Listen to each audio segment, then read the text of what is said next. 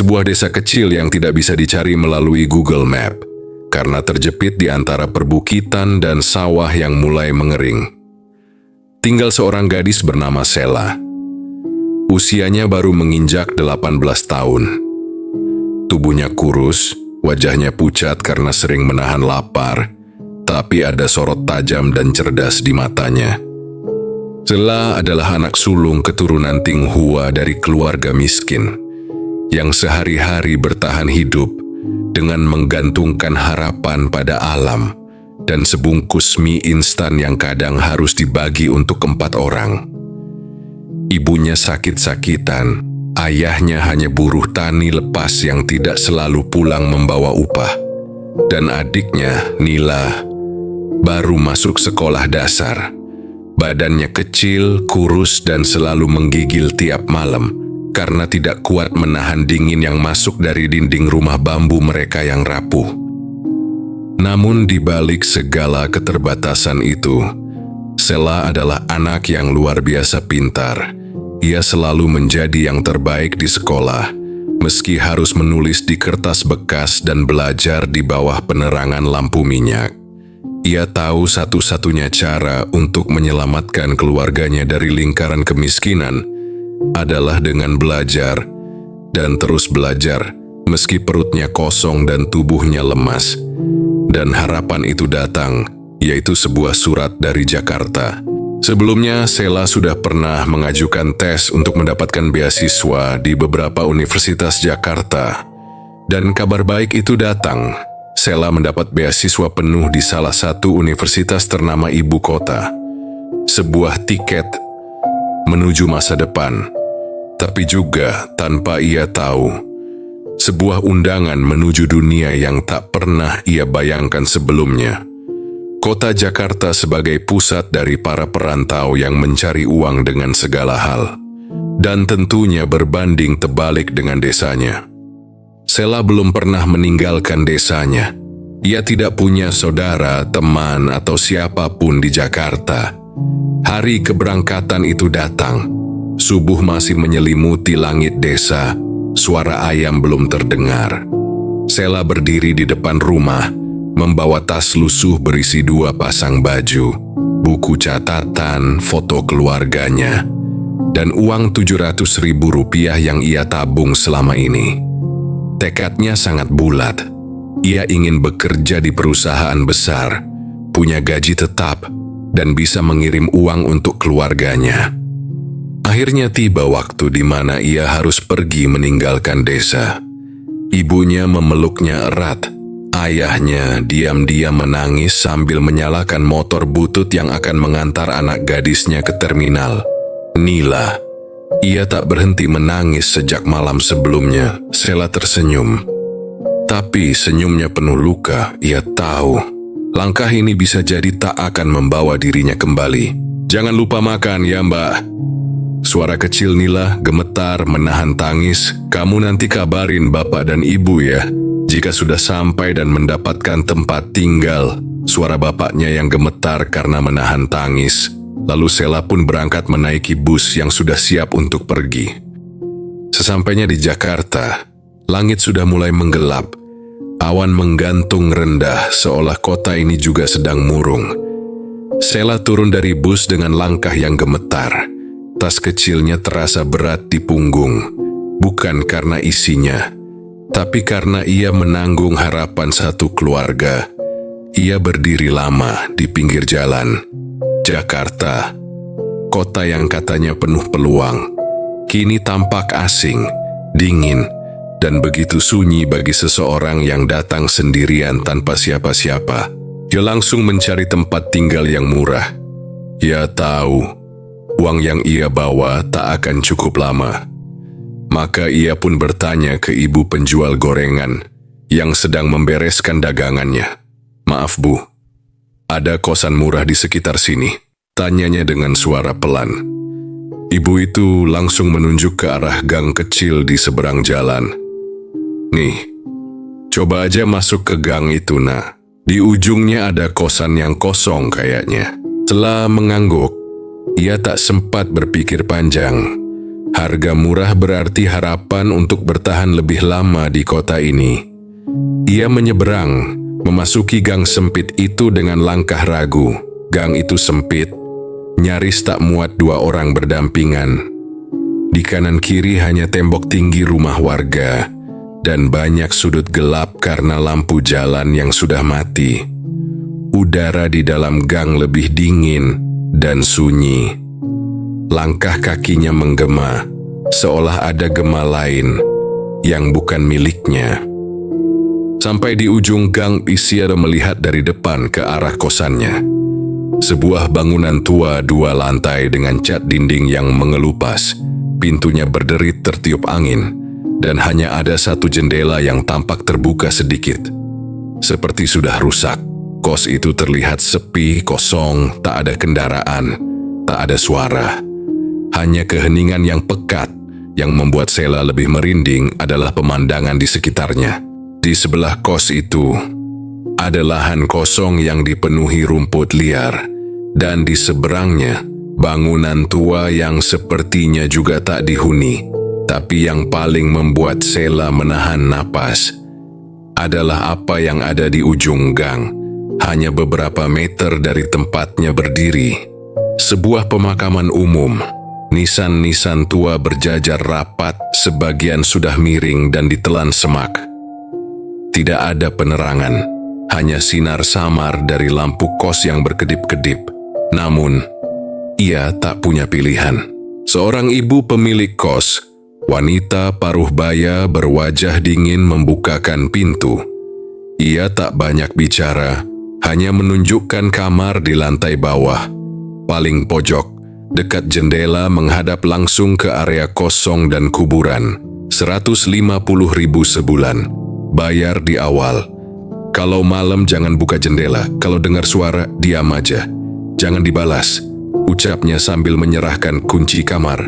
Sheila terdiam, tapi ia mengangguk dan masuk ke kamar. Kamarnya kecil. Hanya ada kasur tipis, meja kayu reot, dan jendela dengan gorden usang berwarna coklat tua. Dindingnya lembab, atapnya berjamur. Tapi bagi Sheila, tempat itu adalah awal dari perjuangan. Awal dari mimpi dan tanpa ia sadari, awal dari sesuatu yang lebih mengerikan daripada kemiskinan yang pernah ia kenal. Malam pertama di kos baru, Sheila duduk memeluk lutut di sudut kasur. Ia menatap jendela dengan rasa was-was. Suara jangkrik menggema di luar. Sesekali terdengar suara seperti ranting patah atau hembusan angin yang terlalu kuat menabrak jendela. Bukan hanya karena suara-suara aneh dari arah jendela, tapi karena tangis lirih yang terdengar dari atas plafon. Lalu disusul tawa kecil yang melengking, terdengar seperti suara seorang perempuan, entah tua, entah muda. Kadang suara itu begitu dekat, seperti ada yang membisikkan sesuatu dari balik tembok tipis di samping tempat tidurnya. Ia sempat membatin, mungkin hanya halusinasi karena kelelahan, karena lingkungan baru. Tapi saat jam menunjuk ke pukul 3 dini hari, suara itu terdengar sangat jelas, tawa pelan. Kemudian isakan.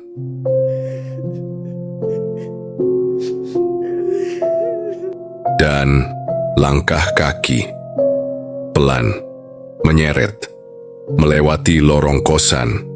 Padahal, hanya ada satu kamar lain yang dihuni, dan pemiliknya sedang pulang kampung. Fajar akhirnya datang, tapi bukan rasa lega yang menyambut, melainkan tubuh lemas karena tidak tidur. Dengan mata yang sembab dan kepala berat, Sheila memaksa dirinya mandi dan bersiap pergi ke kampusnya di Jakarta Selatan. Perjalanan dari kos ke kampus memakan waktu 1 jam. Sheila harus berganti 2 angkot dan berjalan kaki cukup jauh. Tapi ia tak mengeluh. Ia hanya ingin semua ini segera berlalu. Masa-masa sulit, rasa takut, dan rasa lapar yang mulai membayang. Sheila masuk ke kelas dengan senyum paksa. Ia duduk paling belakang, berusaha menutupi matanya yang sembab dan kantuk yang menggantung di pelupuk. Ini bukan waktunya mengeluh batinnya. Aku harus kuat. Pulang kuliah, ia langsung kembali ke kosan. Matahari sudah mulai turun ke barat saat ia melewati gang sempit itu lagi. Langkahnya pelan.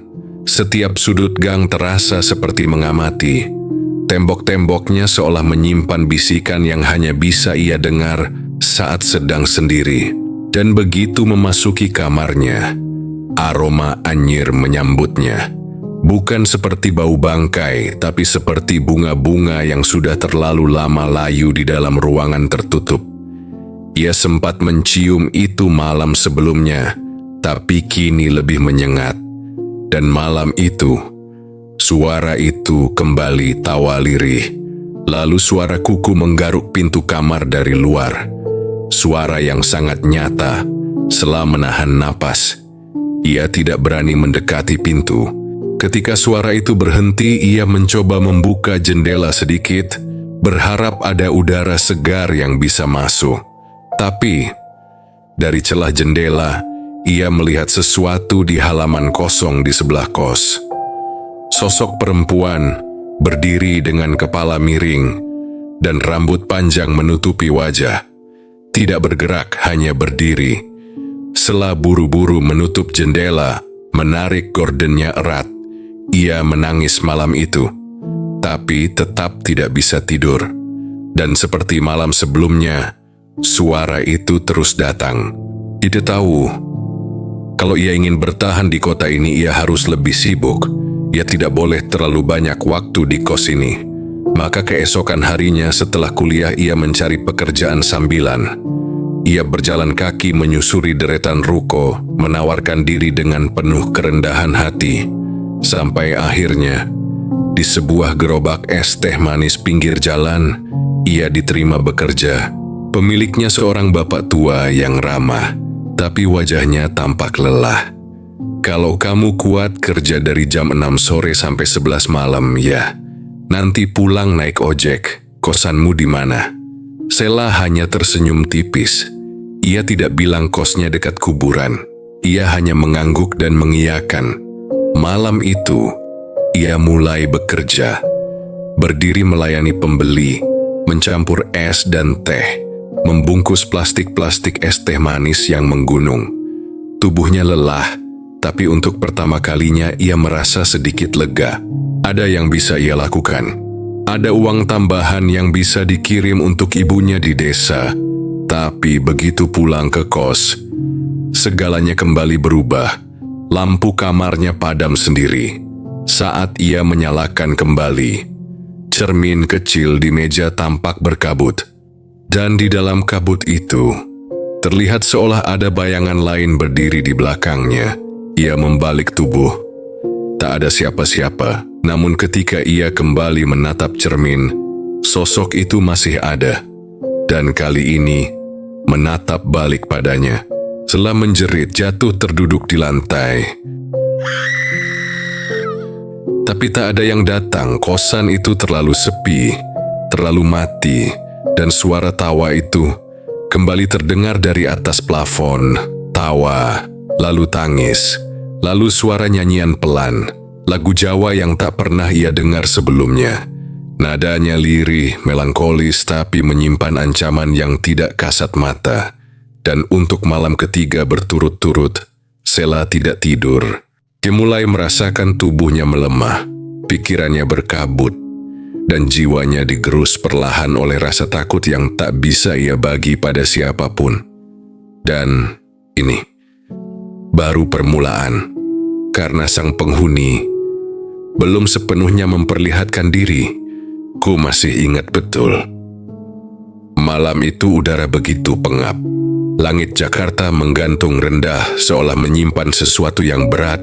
Di lorong kosku yang gelap, lampu masih saja berkedip tak tentu arah. Sudah hampir 2 minggu aku tinggal di sana. Dan setiap malam, suara-suara itu terus datang. Tangis lirih, tawa pelan, dan kadang suara seorang bayi menangis dari arah plafon. Padahal tak ada bayi di kos ini. Bahkan tak ada anak kecil di sekitar gang ini. Awalnya aku ketakutan setengah mati, tapi lama-lama aku mulai terbiasa. Terpaksa terbiasa, karena aku tahu aku tak punya pilihan lain. Aku hidup hanya dengan uang pas-pasan. Tak mungkin pindah, tak mungkin menyewa tempat yang lebih layak. Jadi satu-satunya cara adalah menerima. Namun, di dalam hati kecilku, ada sesuatu yang mengganjal. Selama ini aku tidak pernah berani bertanya langsung pada ibu pemilik kos. Wajahnya selalu dingin, matanya kosong seperti menyimpan rahasia. Setiap aku ingin bertanya, mulutku terkunci. Entah kenapa, seolah ada sesuatu yang menahanku. Tapi malam itu aku pulang dari kerja sambilan sebagai penjual es teh manis. Jam menunjukkan hampir tengah malam. Langkahku pelan menyusuri gang sempit. Hanya ada cahaya dari layar ponsel yang menyinari jalanku. Dan saat aku hampir sampai di depan kos, aku bertemu dengan seorang tetangga, seorang ibu paruh baya. Wajahnya ramah tapi matanya menyiratkan kelelahan yang dalam.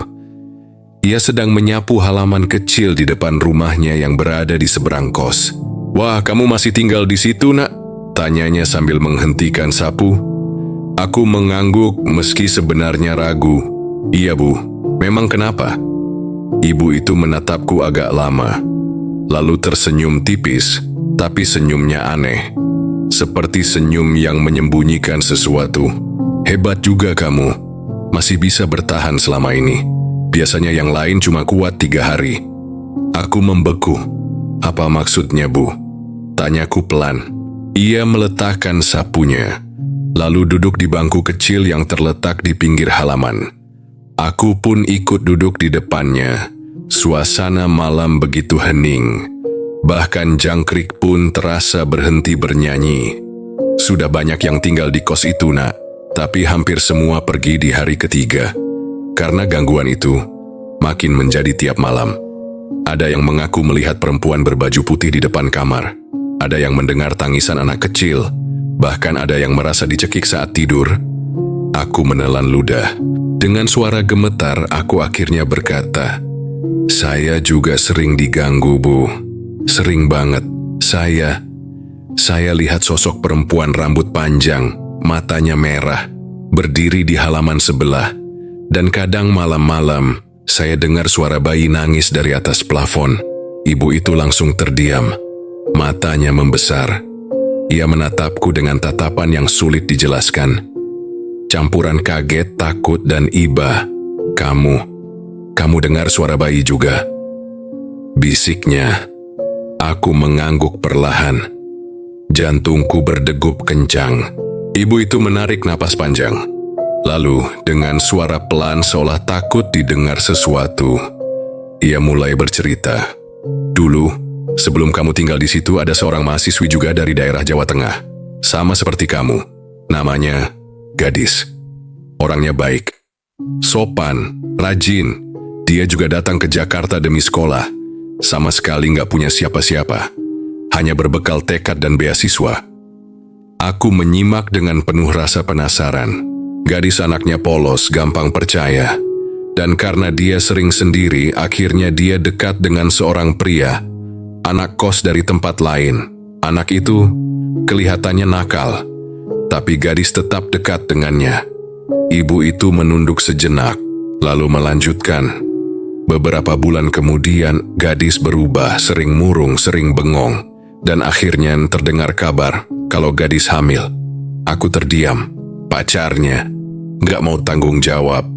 Dia malah kabur entah kemana, dan sejak itu, gadis seperti orang yang kehilangan arah.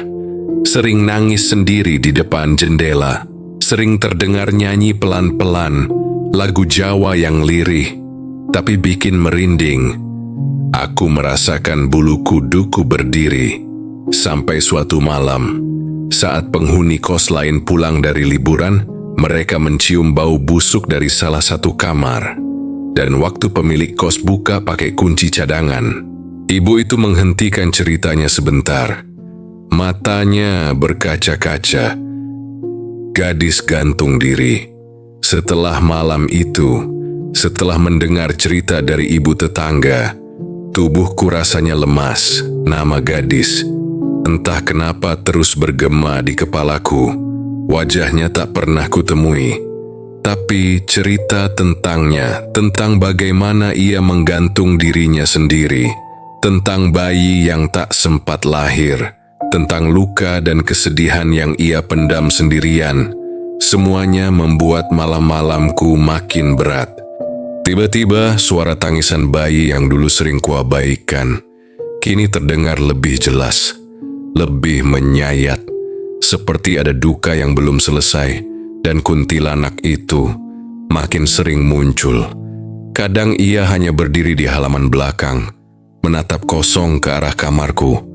Kadang dia duduk di pojok tangga, rambut panjangnya menjuntai menutupi wajahnya.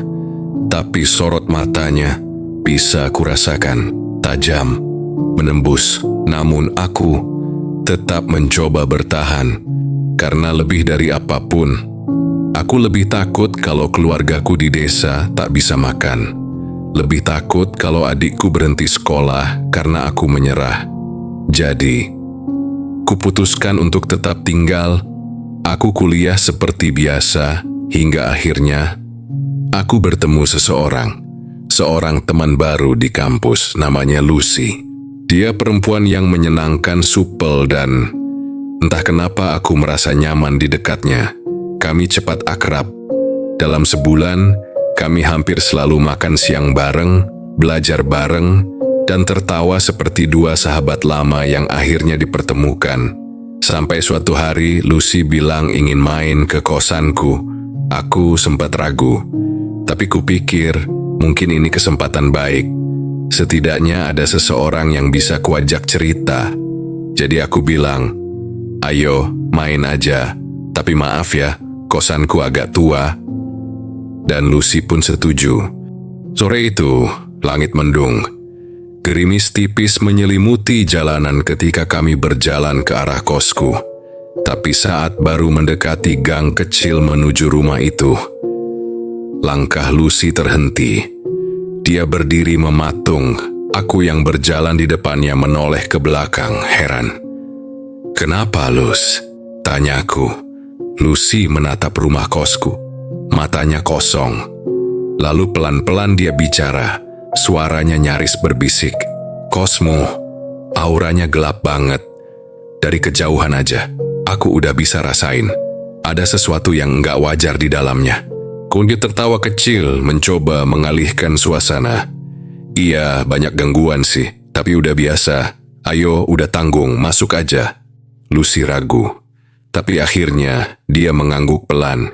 Kami pun masuk ke dalam rumah kos. Saat itu, suasananya lebih sepi dari biasanya. Udara terasa lebih dingin.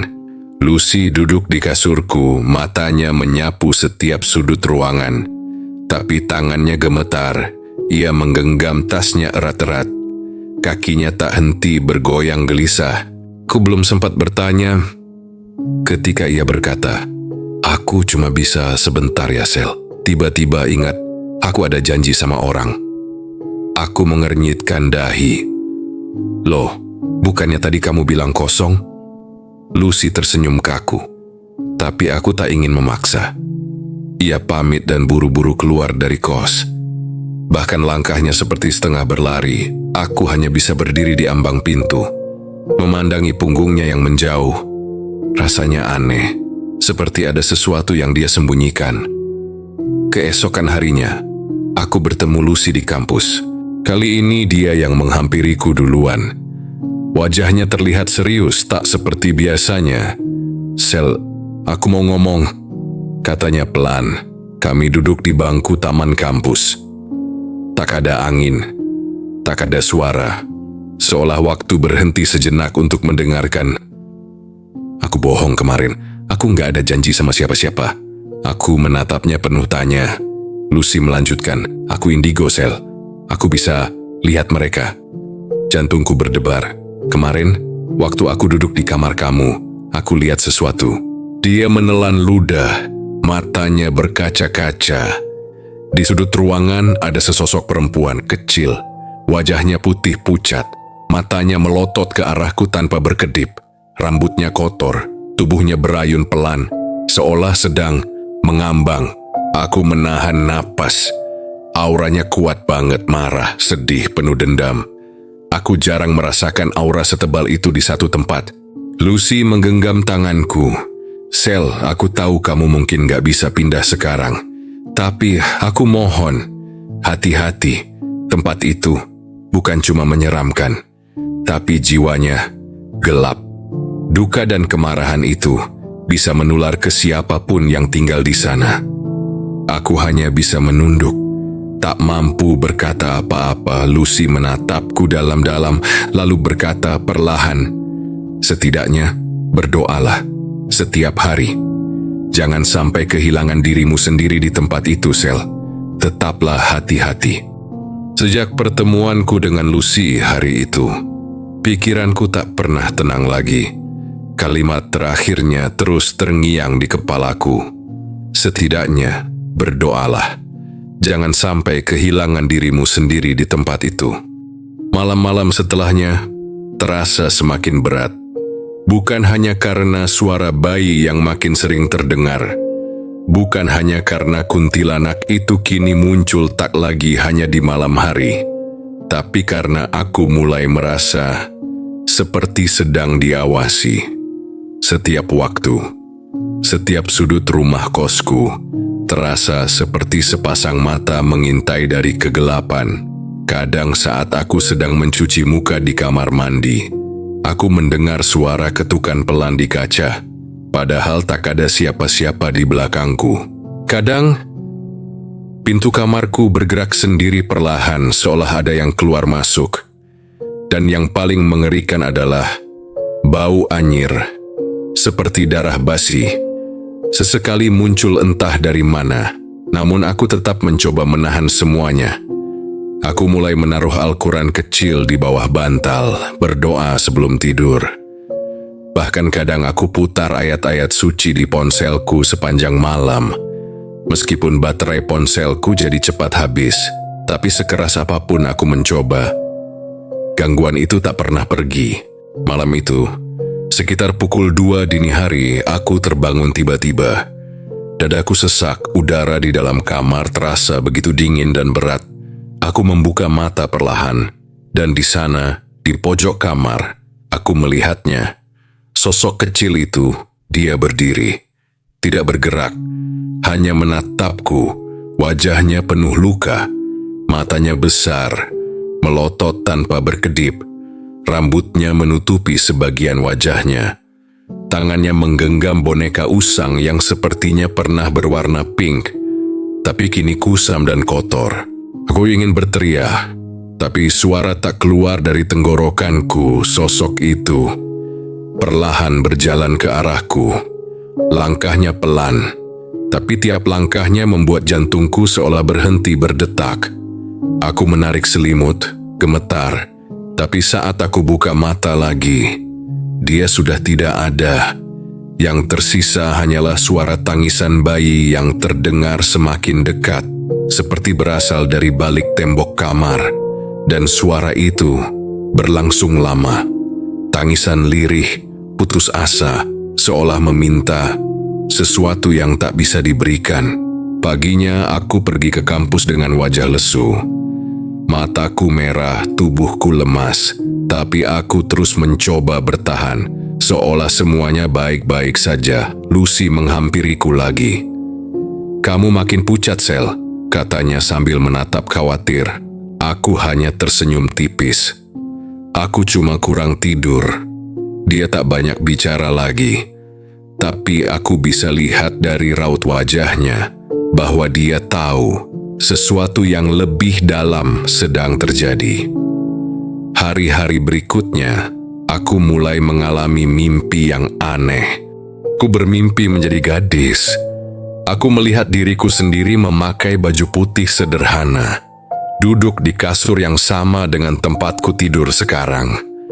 Di dalam mimpi itu, aku menangis, terus menangis, sambil memeluk perutku yang membesar.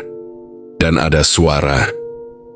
Suara laki-laki yang berteriak di luar pintu, menyuruhku pergi, mengusirku. Lalu, semuanya gelap, dan aku terbangun dengan leherku terasa sakit. Seperti ada tali yang membekas di sana. Setiap kali aku bermimpi menjadi dia, aku merasa seperti sedang masuk ke dalam luka yang belum pernah sembuh. Aku tidak tahu apakah ini hanya mimpi, atau ada sesuatu di rumah itu yang sedang mencoba berkomunikasi denganku, atau lebih buruk lagi, mencoba merasukiku. Sore harinya, aku kembali bertemu Lucy. Aku ceritakan semuanya, tentang mimpi, tentang bau anyir, tentang sosok kecil itu, tentang suara bayi yang makin lama terdengar makin nyata. Lucy terdiam lama, wajahnya semakin pucat. "Selah," katanya pelan, "mereka mulai menganggap kamu sebagai bagian dari tempat itu." Aku terkejut. "Apa maksudmu? Kalau kamu terlalu lama di sana dan terlalu sering berinteraksi secara tak langsung, bisa saja batas antara dunia kamu dan mereka mulai kabur. Apalagi kalau kamu punya beban emosional yang kuat." Aku tak bisa menjawab. Lucy menatapku dalam-dalam.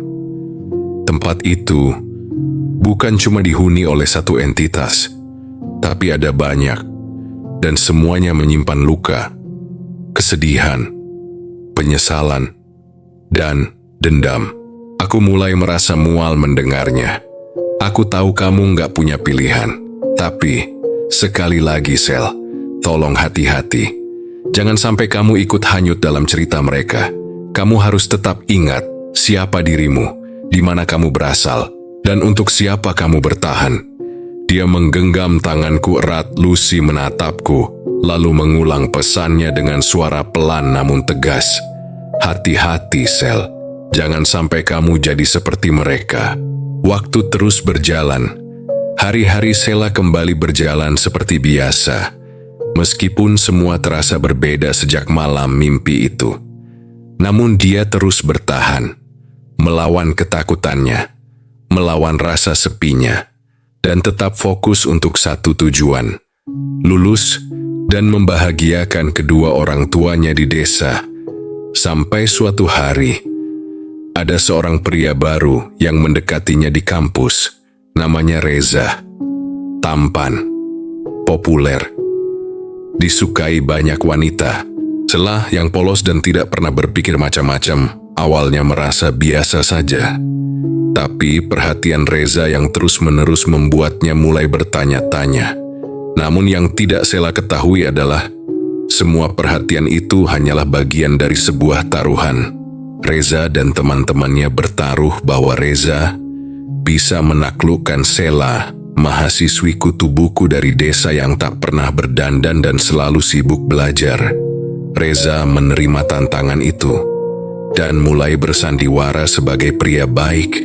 Awalnya hanya sekadar obrolan ringan, lalu dilanjutkan dengan ajakan makan siang.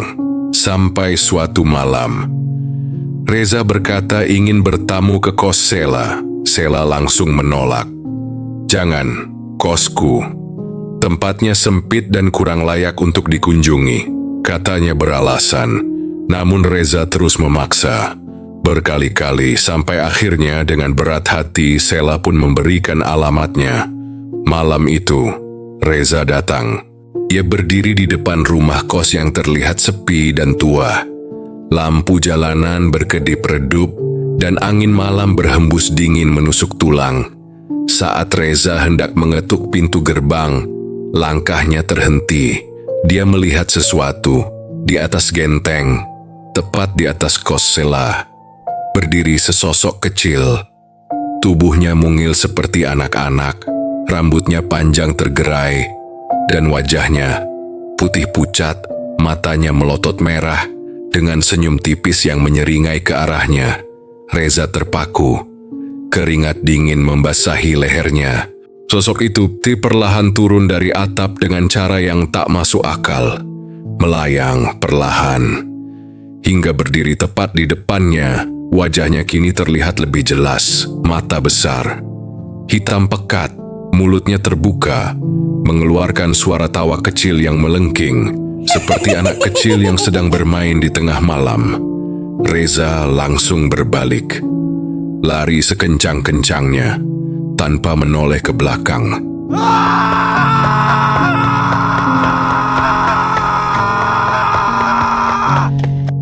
Sementara itu, Sela di dalam kamar tak tahu apa-apa.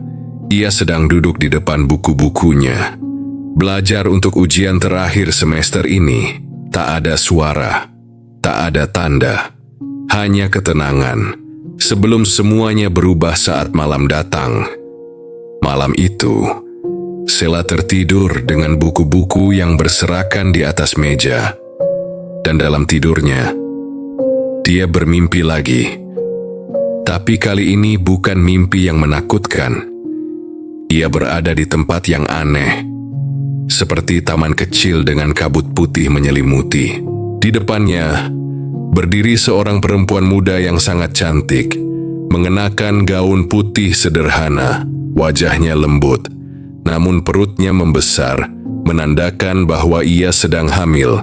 Perempuan itu tersenyum padanya. "Aku, gadis," katanya lembut. "Makasih ya, Sel. Sudah bertahan." Sela tertegun. Gadis, sosok yang dikatakan telah bunuh diri di kos itu. "Aku dulu seperti kamu," lanjutnya. "Punya mimpi besar, ingin membahagiakan orang tuaku. Tapi aku salah jalan. Aku terlalu percaya pada orang yang salah." Sela menunduk. Air mata menetes di pipinya. "Maaf kalau aku sering ganggu. Aku cuma ingin didengar. Aku cuma gak mau kamu bernasib sama sepertiku," kata gadis dengan suara yang mulai bergetar. Sela mendekat menggenggam tangan gadis yang dingin. "Terima kasih sudah menjagaku. Meski caramu menakutkan, aku tahu kamu cuma ingin aku waspada." Gadis tersenyum.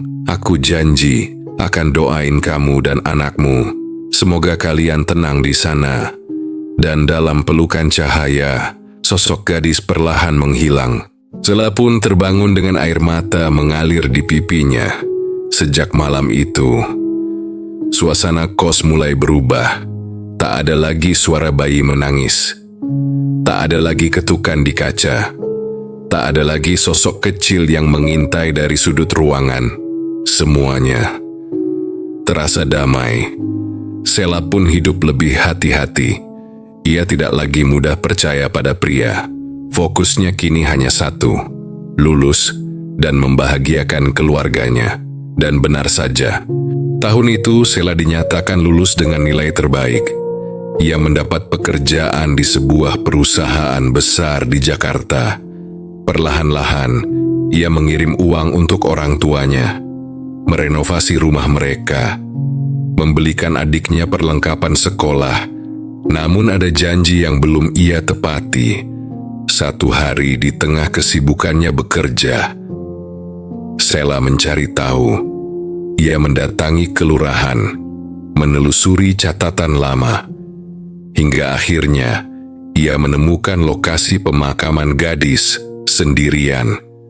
Ia datang ke makam sederhana di pinggiran kota, cuma membawa bunga segar, dan duduk di tanah yang lembab tepat di depan nisan. "Gadis, ini aku, Sela. Maaf baru sempat datang." Ia menunduk. Air matanya jatuh satu persatu. "Terima kasih sudah menemaniku selama ini. Aku nggak akan lupa. Aku udah doain kamu setiap malam. Dan sekarang aku harap kamu tenang, ya kamu dan anakmu." Ia meletakkan bunga itu di atas tanah, lalu berdiri perlahan, dan saat ia melangkah pergi, angin bertiup lembut, seolah ada yang mengucapkan selamat tinggal. Sela menoleh sebentar, dan di bawah bayang pepohonan, seolah ia melihat gadis berdiri tersenyum dan menghilang. Terima kasih sudah menonton kisah penuh haru dan ketegangan ini. Di balik kisah horor dan makhluk gaib, ada cerita tentang perjuangan, tentang keteguhan seorang anak desa demi membahagiakan keluarganya. Dan ada pula cerita sedih dari mereka yang telah tiada, tapi masih menyimpan luka dan penyesalan. Jika kalian pernah merasa sendiri, ingatlah, mungkin ada yang diam-diam menjaga kalian. Jangan lupa tinggalkan komentar kalian di bawah. Apakah kalian pernah mengalami kejadian mistis saat merantau? Ceritakan. Siapa tahu kisah kalian jadi inspirasi selanjutnya. Jangan lupa untuk like, share, dan subscribe untuk cerita-cerita menyeramkan dan menyentuh lainnya. Sampai jumpa di malam berikutnya dengan kisah yang lebih gelap, lebih dalam, dan lebih nyata dari yang kau kira. Dan terakhir, jangan lupa matikan lampu.